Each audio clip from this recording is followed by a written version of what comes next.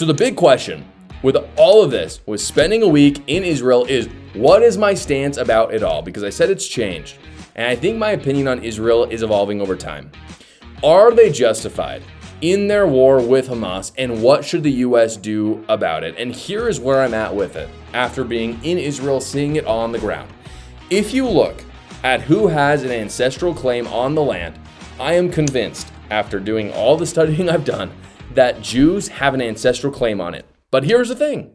I don't even think that matters. So if that matters to you, then Jews get the land. And that's what it is. But I actually don't think that matters at all. I don't care about it. Because frankly, who cares anywhere in the world who has some sort of ancestral claim on it? Obviously, I don't care that Native Americans were in the United States before the British settlers. That doesn't matter to me at all. The question for me that matters is who is a better steward of the land? Who politically is going to be a better ally to the United States? And there is no question that the Israelis are better suited to lead the region than the Arabs. No question. Israel is a first world nation. They allow Christianity to be there. They allow even Muslim Arabs, which I think is frankly generous, to live with them peacefully. And the same cannot be said for Hamas. It cannot be said for the Palestinian Authority. If someone honestly thinks that Palestinians would make Israel a better place than the current regime, I just think you're lying. I don't think you're being genuine with that. There's just no freaking way. It would obviously be a hellhole under Palestinian rule, and I think we have to be honest about that. And I think, again, if you think contrary, you're either just a leftist, brainwashed person, or you are lying because you hate Jews. That's the only thing I can get to. Or again, you've never been to Israel and actually seen on the ground what Israelis live like. Now, that does not mean that you can't be critical of the Israeli government. I've got no problem with that. I was actually really encouraged. One of my favorite things about Israel was how critical Israelis were of their own government. It reminded me of America in many ways. I was very encouraged by that fact. I think that we can actually be the same. I think we can be critical of the Israeli government. There's no problem with that. I think we can analyze how Israel has fought their war in Gaza. There's no problem with that. I think that we can have a conversation about reducing our aid as Americans to Israel. I have no problem with that. But even with all of that scrutiny, one fact still remains. Israel has a right to exist. I am convinced of that. And they run the region fairly effectively and much better than what Palestinians would do. My number one takeaway I have from the trip is that I enjoyed being there. I enjoyed actually being on the ground, actually seeing what people are saying, what is happening. But what I wish so badly is that I could do the same in Gaza, really. And many other people in my group said the same thing.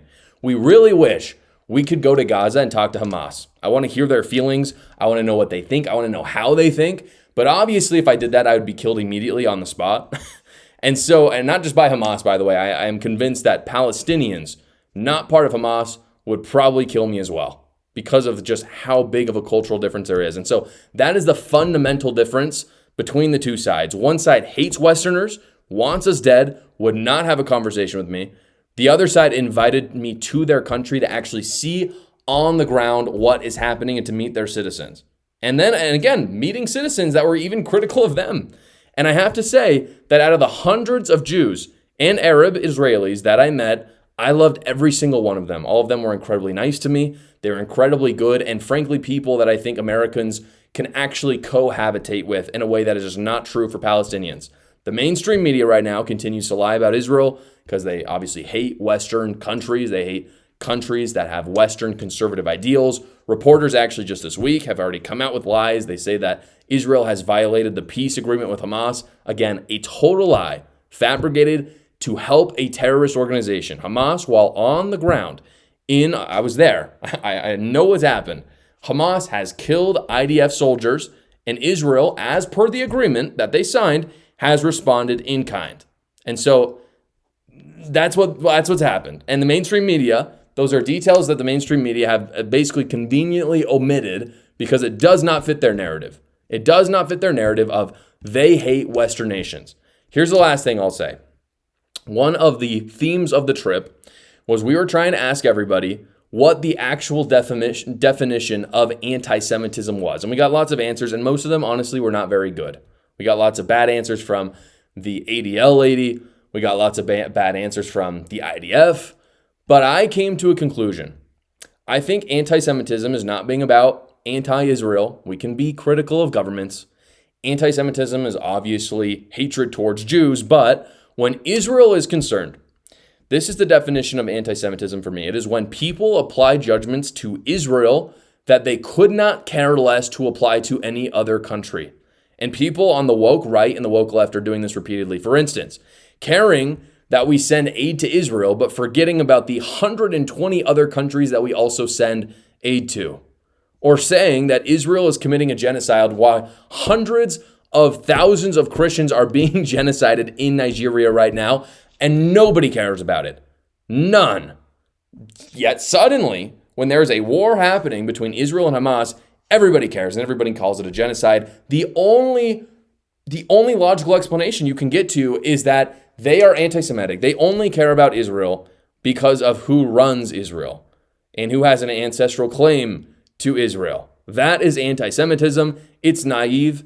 It's disingenuous. I'm convinced more than ever after my trip, and this is the main conclusion that I've come to, is that we have to eradicate that from the conservative movement. The progressive left is a cult, guys. I talk all about it in my book, A New Cult. Go check it out right now. I talk about a lot of things that the mainstream media don't talk about, the big tech won't let me talk about, but it's right there in the book. I talk about some crazy stories. Go check it out. The link is in the description below. Thank you so much for watching this episode, everybody. Please like the video so other great patriots like yourselves will see it. And you can tune in every single weekday at 6 p.m. Eastern for the live show, or you can watch another video right here.